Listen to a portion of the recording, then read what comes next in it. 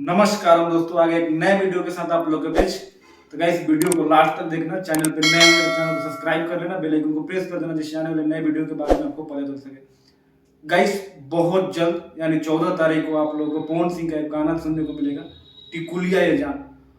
बहुत ही जबरदस्त ये गाना होने वाला है। ऑलरेडी पवन सिंह ने एक गाना गाया था, जनती जी टिकुली पे सैया जी लुभाई जी है, सैया जी के कमाए जाए नहीं दी थी मोर ननदी रे। तो उसी टाइप का ये गाना होने वाला है और बहुत ही बेहतरीन गाना होगा। जब भी रोशन सिंह विश्वास गाना लिखते हैं वो नेक्स्ट लेवल का गाना होता है। और प्रियांशु सिंह का म्यूजिक है, डुएट सॉन्ग है शिवानी सिंह के साथ। मतलब जो पहला गाना था वो डुएट नहीं था, जनती जो छोटकी ननदी रे करके जो टाइटल था, जो छोटकी ननदी रे जो गाना था वो सिंगल था, मतलब पवन सिंह ने अकेले गाया था। लेकिन ये वाला जो गाना है टिकुलिया ये जान, डुएट है शिवानी सिंह के साथ। और बहुत ही कमाल का ये गाना होगा, क्योंकि जब भी शिवानी सिंह और पवन सिंह आते हैं एक अलग लेवल का तहलका मचता है यूट्यूब पे। और 14 तारीख को इस गाने को रिलीज किया जाएगा। माइंड ब्लोइंग सॉन्ग होगा ये।